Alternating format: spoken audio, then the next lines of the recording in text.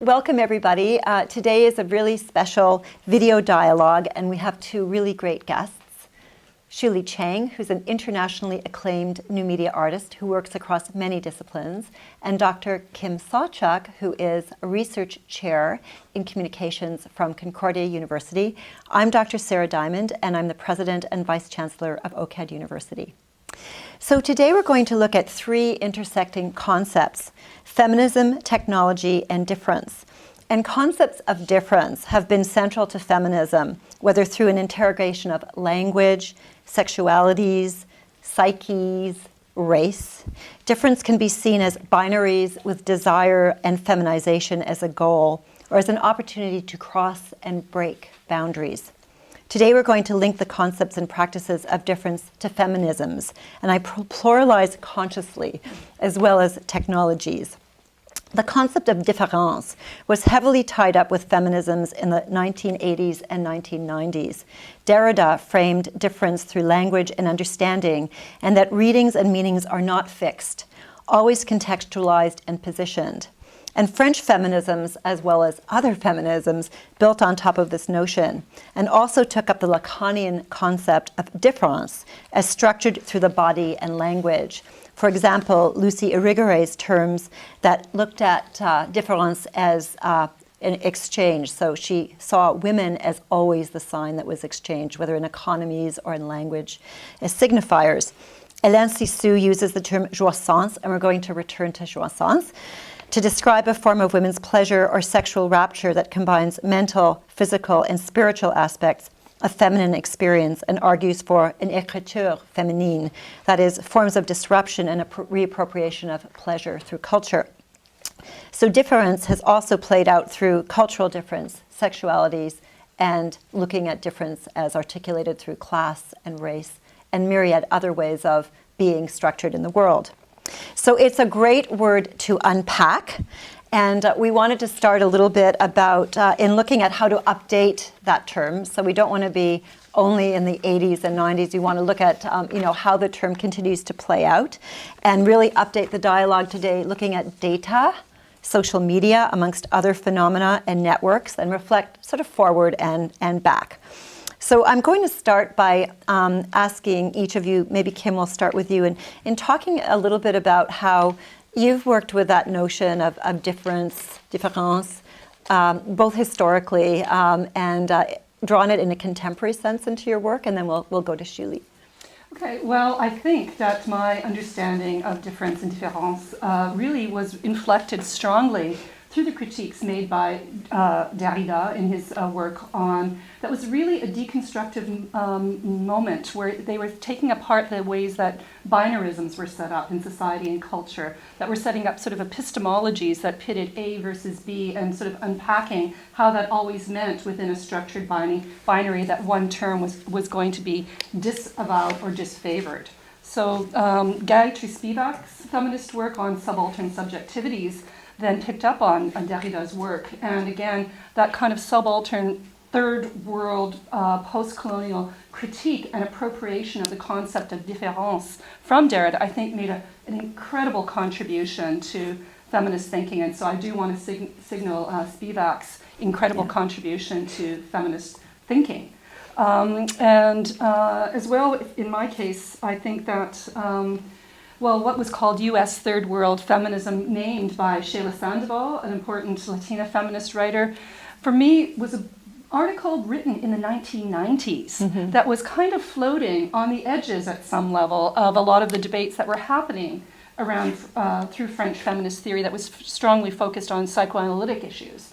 And she was really talking about how the contributions of women of color were making us understand the notion of difference, not as something added on to our identities, but as something that's integral to what we have to think about as feminists and women working in the world where we were born into unequal relations of power. We were born into systems and structures that divide. We were born into forms of stratifications. We were born into different kinds of circumstances. So they were questioning the whole idea as well through kind of, in Sandoval's case, picking up on postmodernism and postmodern thought, thinking about how it is that difference in terms of identities that were, at that point, she talked about mobility and fluidity and alliance and coalition building as a possibility. So how can we work with each other, not just despite difference, but because of this? So in that sense, my interest in the term difference, although I had read all that psychoanalytic theory, really became, I think for me, its key resonance really came through reading. Somebody asked about a book. This book, I would say, for me, essential reading, Methodology of the Oppressed by Sheila Sandoval. Yeah, it's a great book. So Shuli, great transition to talk a little bit about your history and how the word has moved through your life. It's interesting to bring up the difference back, kind of rooted back to the whole 80s, 90s theory. And I think as a practicing artist, throughout the 80s and 90s, I was really, I functioned out of New York. And so it's really in that middle of the whole jumbo mumbo, in a way. In my work, I sort of have to kind of use different way of either installation or performative work to realize a lot of these cross intersection or all these different theory, that kind of thing.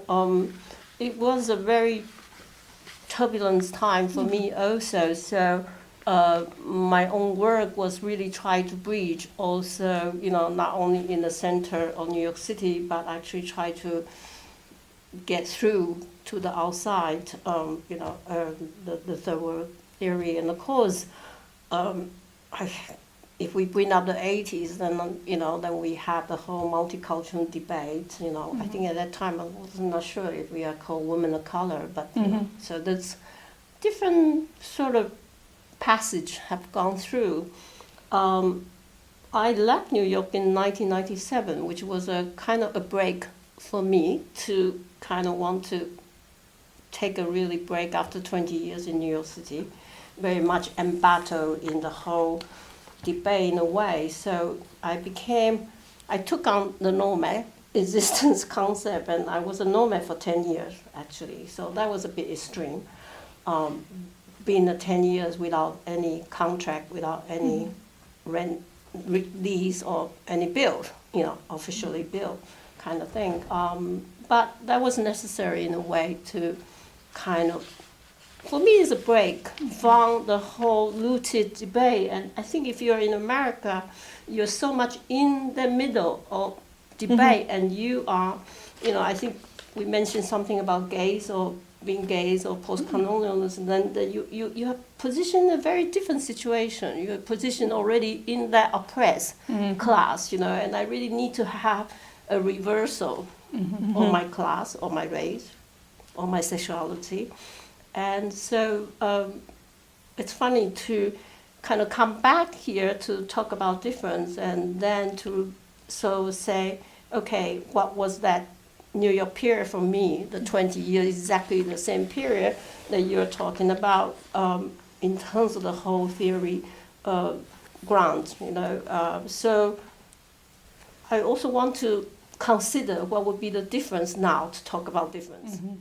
That's really interesting. Well, one of the, I think, important both practitioners and theorists at the time was Gloria Anzaldúa, she wrote an incredible book, which is The Bridge Called My Back, Writings by Radical Women of Color. So, there's the citation, and then later she really looked at issues of the frontier and her subjectivity and how she crossed many categories of difference. So she was a Chicana woman, she was a lesbian, she was a person with disabilities, she was someone who was incredibly writerly, culturally expressive. So, she fit into both, structures of power that are validated and modes of difference that were traditionally engaged with or associated with oppression, and she argued incredibly strongly for difference to be a form of boundary building and expression of power and engagement, and asked that racialized women, for example, not be afraid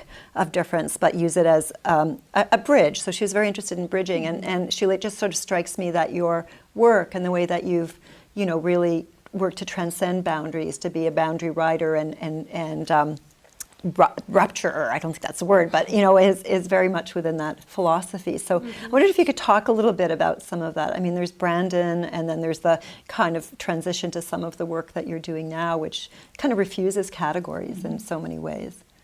Yeah, that is really a problem, isn't it? Because it became a bit difficult to identify myself, especially not only the subject matter that I'm dealing with, or my sexuality that I'm dealing with, that being a kind of all-inclusive, or you can say transcending or all-inclusive. So how do you deal with the kind of labeling that we all need, and that for me has always been such an issue. With Brandon project, which was a piece actually commissioned by the Guggenheim Museum, back at that time, I think I conceived the project and was scheduled for a kind of 1-year narrative, web narrative, so exciting for me. So I always think about Brandon was kind of my closure piece in terms of kind of 90s sort of cyber identity, but then it kind of crossed over to the whole transgender, kind of physical transgender identity. Brandon actually is coming from Brandon Tina Brandon, the story of the young Nebraskan who actually got raped and murdered, when his sexual identity was revealed.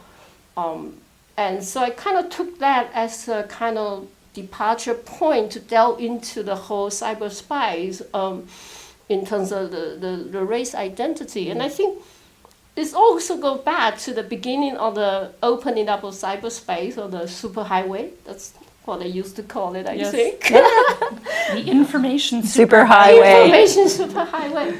And I always remember that people were so excited about, in this information superhighway, we will have the whole total erasure of sex and race. That was the promise that we were given. So, in a certain way, what actually Brandon was a piece trying to almost like debate this premises, to say, no, I think there is a very serious race and sexual kind of junction that we have to get into. And it took a year to going through different interface, different chapter, different collaboration, different institution, to kind of be able to explore or investigate all these issues involved. But in a certain way, it is a closure for the kind of 90s or 80s, 90s identity politics also for me. Yeah, that's great, and we're gonna come back to then what opens in a moment. But Kim, I thought you might want to talk a little bit about those sorts of notions of engaging with difference from a kind of unification, and how your work kind of plays out around that. Well, again, Shuli's comments are reminding me that in a way back to this Sandoval, I'm obsessed with her book. This idea of the differential mode of consciousness is really about an awareness of what the practitioner's ability about what needs to be done in a given moment of time, with what conditions and under what conditions. So it's, they talk about the demand for flexibility, grace, movement, and a willingness to be open to new possibilities and to leave some things behind at particular moments. So in some ways, it's a tactical strategy. It's a tactic as well of thinking about how to engage as someone who makes artwork or works with others in the world, because of the exigencies around us that we don't always control. So, as an academic who, was shocked when she got a job, one of the first things I realized was that, again, I love teaching. I love the kind of affordances that an institution can give, but it also felt to me that we could enclose ourselves. And part of the whole project for me in the 90s was how to open up the dialogues and debates around information, around cyberspace, outside of the walls of academia. So a strong part of my practice has always been to try and think about the relationship of sort of para-institutions that we could build of our own, if we only imagined in a way like Femtech is doing, FemTechNet is trying to do now. So again, to allow for debate so that we're not always striving just for unification and solidarity as a dream, but we're understanding profoundly what it is that might actually be not the same, but not seeing that as a liability, but as a strength. So again, when I acquired my identity as an academic, part of the building of, for example, Studio XX, was to create a parallel space where things that were divided, whether you were an artist, you were an activist, you were a social worker, you were working with communities, you were an academic, we all knew that our lives were being impacted profoundly by information technologies. And so we would drag modems around to community centers and say, this is the World Wide Web, this is going to change things, so you might want to know about it, and engage in a negotiated dialogue. So for me, kind of the question of difference has always been related to those questions of what kinds of actions and movements and engagements at a particular moment in time are necessary, and also how does this transform one's sort of seemingly solid identity as academic, as white feminist working in an institution, as second or third generation Ukrainian woman, as an Anglophone in a province like Quebec. All of these things are all intersecting at any given moment in time. And the thinking about difference allows for that. So maybe just building on that, the whole notion of boundary objects that Laurie Starr so eloquently developed, and this sort of concept that we bring practices and knowledge from one space to another almost as a gift, and then we find this way of creating new ambiguities and new meanings around those. And Shuli, if we move from your work in the 90s to now, your work seems so engaged with concepts of crossing boundaries, ambiguities, raising those kinds of questions about categories. So can we pick up a bit and talk about what some of those fascinations are for you? Interestingly, I actually thought that the way how we are treating with your smartphone, Android phone now, is like it really replaced the whole debate of the whole cyber processes debate of the 90s. So here you are being connected to this network object, which is, the mobile phone doesn't exist if it's not at work, isn't it? So that physical boundary is very different from a kind of body attachment, So this is like a kind of mediated space almost for me. It's a mediated object, a mediated space of the mobile technology. I have myself worked with a lot of these. I was, early on, I think in the early 2000, 2001, 2002, I was very involved with the whole free Wi-Fi movement, kind of free network, thinking like, I have a project called Garlic Equal Rich Air, which actually compare eating garlic that share the smell, and Wi-Fi should also be shared like garlic smell. So that's how extreme it could be. So in a way, that kind of mobile crowds or the kind of common space up on the sky that we share, that I really truly believe in it, that we have that common grounds there. At the same time, I'm seeing how we attach to these particular apparatus. It becomes your second extension, which is very different. For me, it's not really a bodily function, but it's almost a corporate imposition on your body in a way, because first you have to sign up which subscription, which contract you want your mobile phone to be. So for me, that territory is totally, in a way, colonized. So we are really, our dependency on that mobile apparatus is actually a very dependent behavior, which I'm trying to refuse a bit. But at the time, I remember how difficult it was. Even within Sundance, the New Frontier section, they have the idea to bring all the mobile phone providers, Motorola, Nokia, all this. That time I think Apple was not even in the scene yet. The iPhone was not even in the scene. So we have all these different convention going on. And finally, I got like sponsorship from Nokia.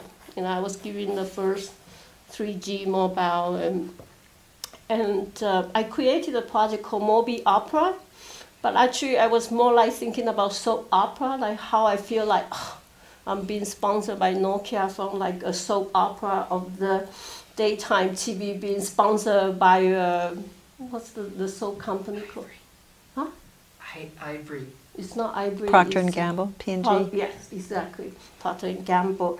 So I called it like Mobi Opera rather than soap opera in that sense, right?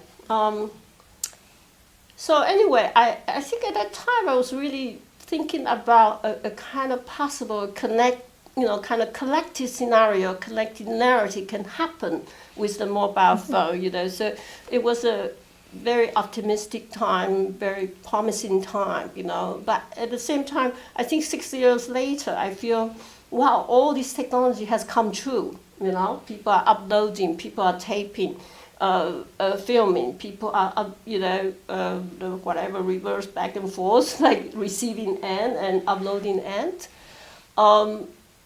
At the same time, not so happy. So I don't know how to deal with the kind of my own sort of dilemma in a way, or my own hesitance or certain kind of resistance in there.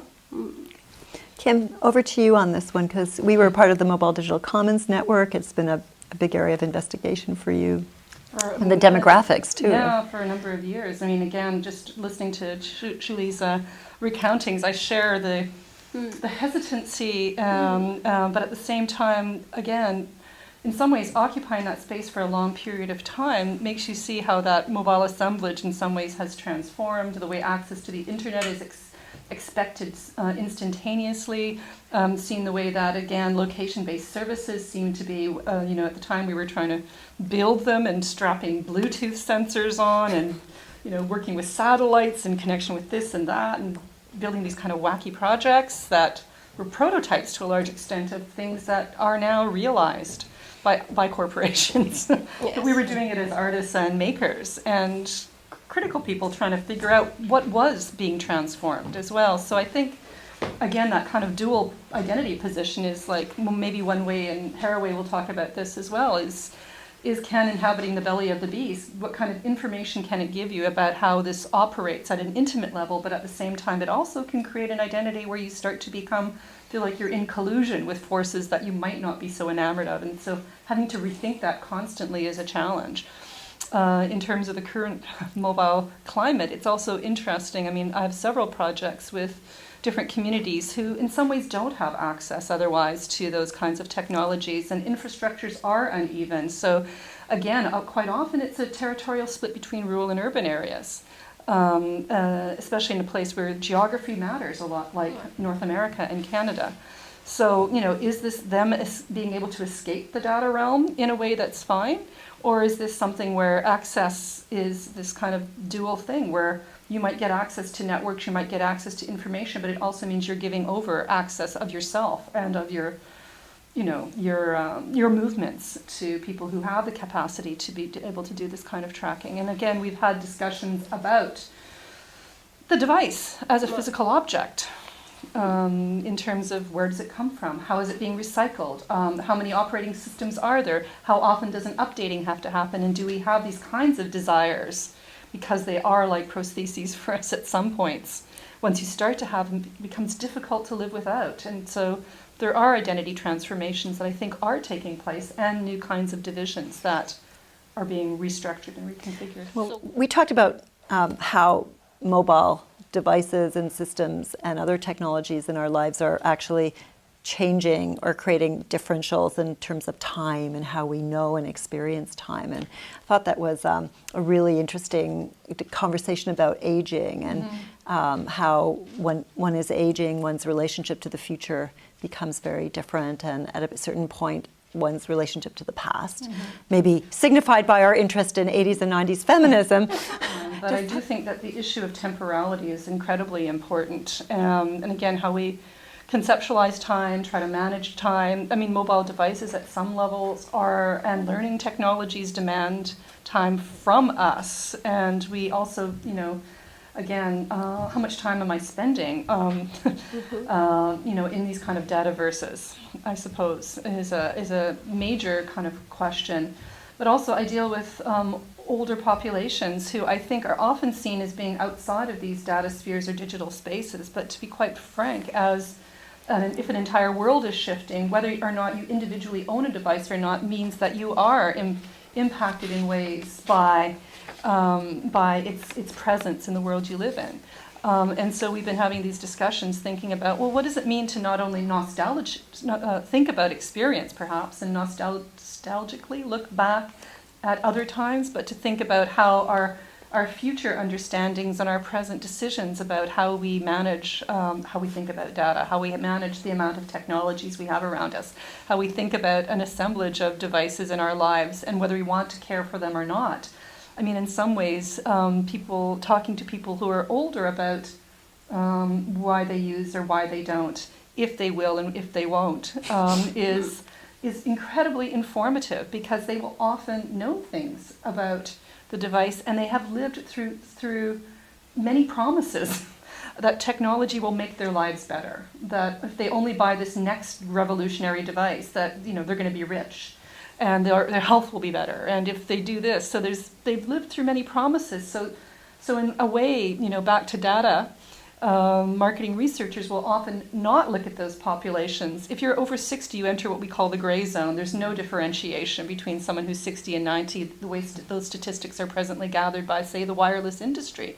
But yet we know there's great differences. But there's also very little interest in, and I think this goes back to Shuli's point, the person who is the non-user is seen as a laggard.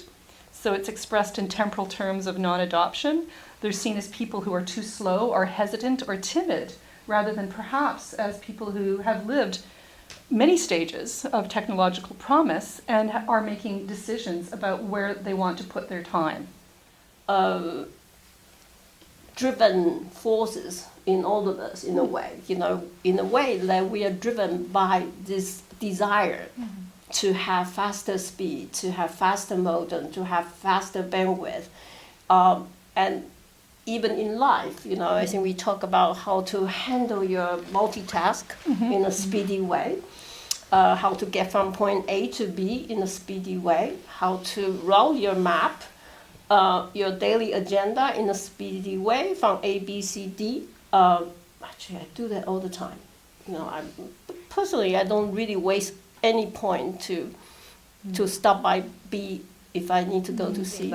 So there was this intervention to try and look at time as cyclical, and I think about indigenous dialogues as well, which have really been an important contribution to recent theory about thinking about time again as cyclical, as nonlinear, as being defined in part by natural phenomena and our relationship to them, multiple temporalities, and placing that against this sort of linear drive of time. So it's interesting to try and think about how the way that we work with technologies might in some ways reform, and transform that sort of linear drive that makes everything faster. Slow down, and again back to a larger feminist project, I don't think we all need to be moving at the same speed.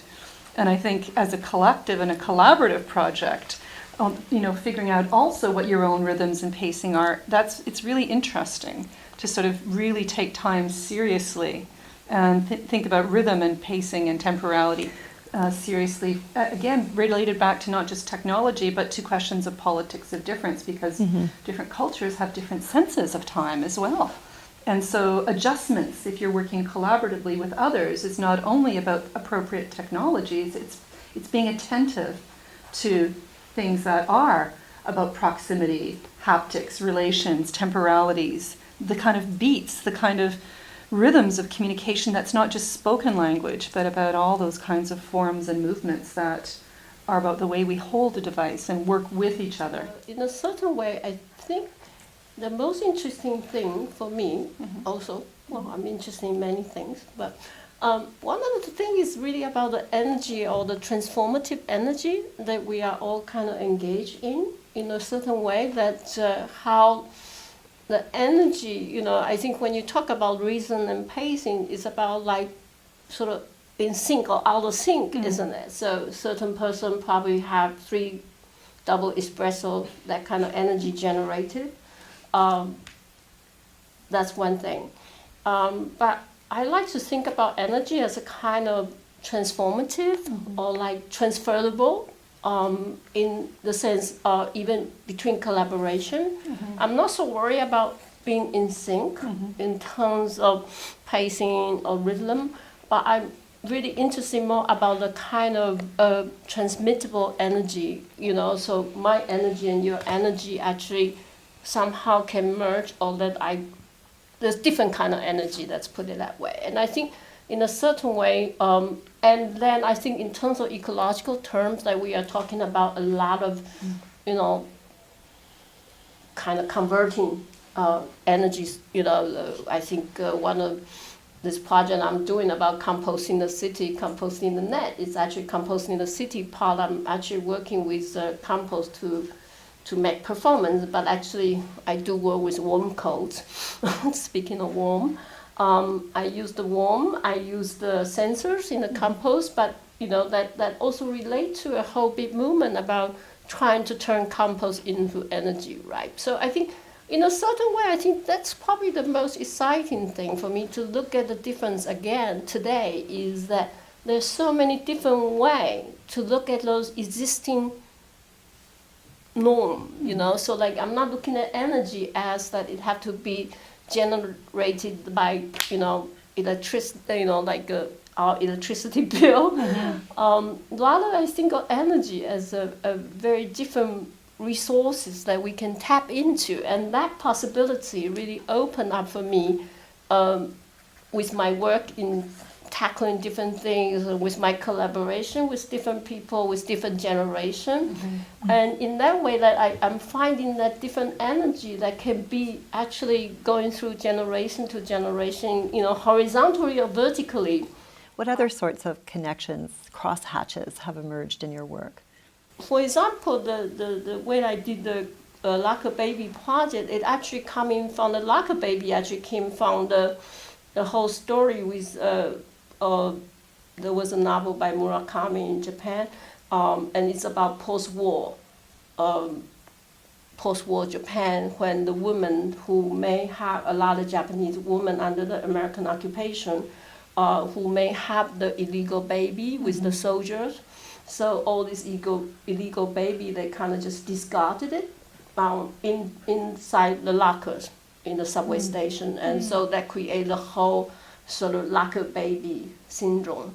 And I sort of took that story, but I was thinking about more of a kind of a corporate takeover of our sort of biological genes and the whole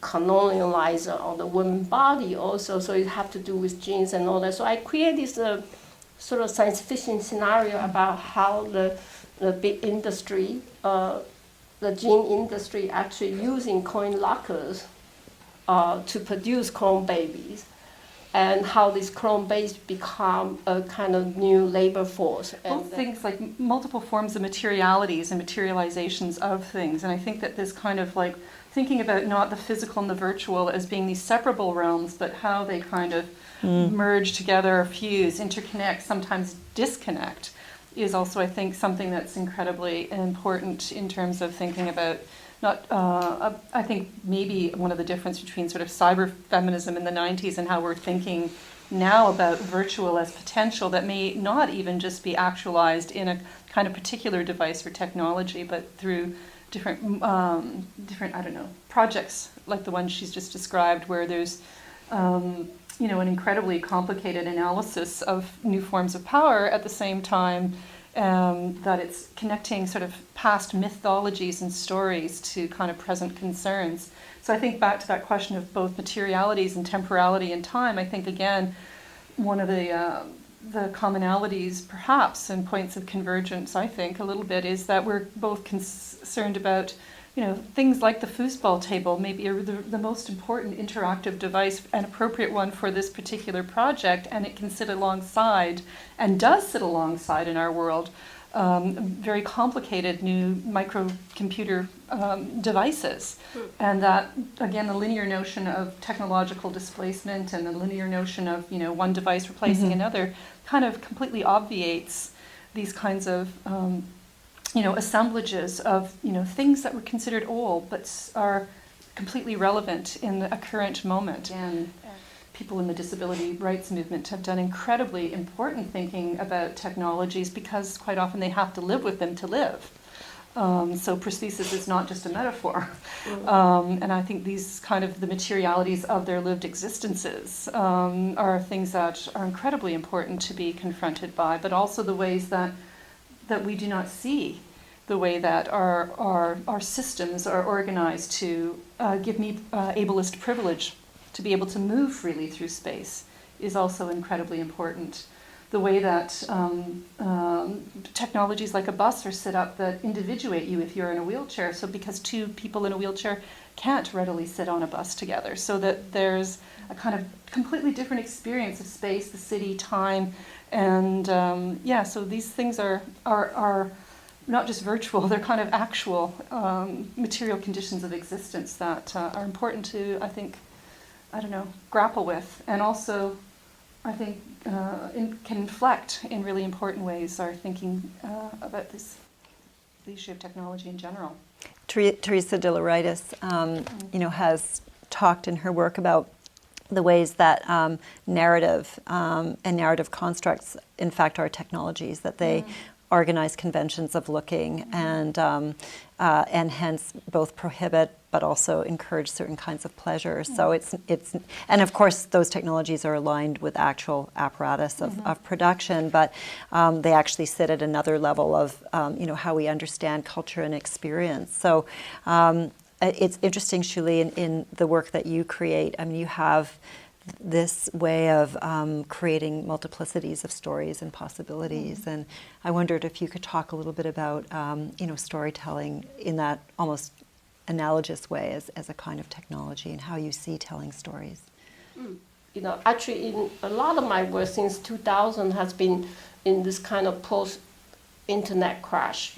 I have set myself in a post-internet crash, but recently I did migrate into a new net. It's a bionet, which is actually set inside human body, and it's using the red blood cells as computing units. And so for me, this is like a kind of final colonialized space. Also, for a lot of my work also involved like eco-cooperation. That finally the big corporation, the Ganon Corporation, would took over human body as hostage to build a bionet. In a certain way, that's why I'm not so worried about a whole lot of kind of transgender or a lot of women of color issues anymore, because at the end, if the data become a 0-1 issues, right? So then how you gonna color it? That is the question. It's interesting to think about agency as being viral, and that the sort of subject position that you then take up, again, sort of coming back to thinking about how narrative is constructed as one of the virus, which is able to proliferate, the ability to disrupt and remake and both shut down but also re-engage. So I wonder if, Kim, you want to pick up that? Well, we've talked about energetics. And also, actually, it is about multiplies and also mobilized. For me, like virus can be mobilized. And so I call them viral agents. They could be totally could become a sort of resistance force. So yeah. Yeah, I guess I would say that there's sort of multiple forms of subjectivity within that. So that's what's always of interest to me. And I'm also interested I love the idea of being a viral agent. And I like the idea, again, of feminism being an energy and not an ideology, because there's an openness there. But as well, finally, I think that what's interesting is, bioartists like Tanny Duff, who's a colleague of mine, is really working with viruses intensely. And one of the discussions we quite often have is how interesting it is to think through the virus, because it's not really a live thing. So it's like a zombie in a way. It's like no, it's they can't decide whether it's dead or not, or alive or not. So viruses are really interesting because they're not bacteria, they're not organisms either. So, we started earlier on, we talked about the notion of jouissance, which was so important to certain kinds of feminist thinking. And it also translated in terms of a discourse around reclaiming sexuality and pleasure. And I'm wondering how each of you see the question of pleasure in the work that you do. In my case, it's motivating. It's in some ways what it is that actually energizes my desire to keep engaging in things that often feel quite futile.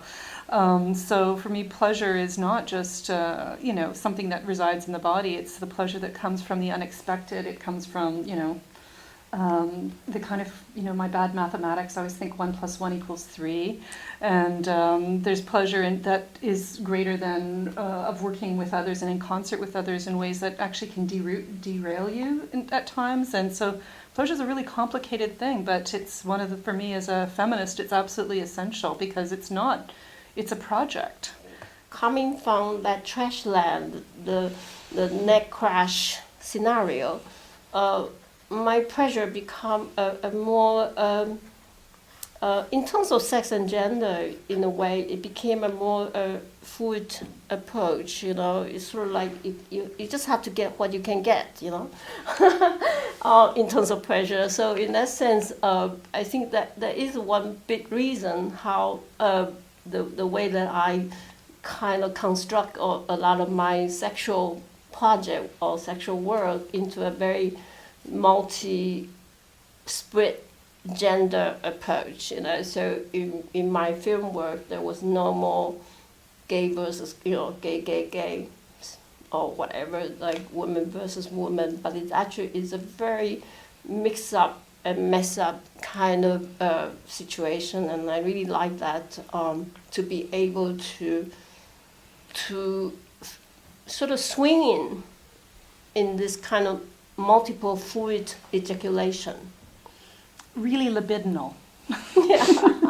So feminism is messy pleasure. Thank you Yes. very much. Thank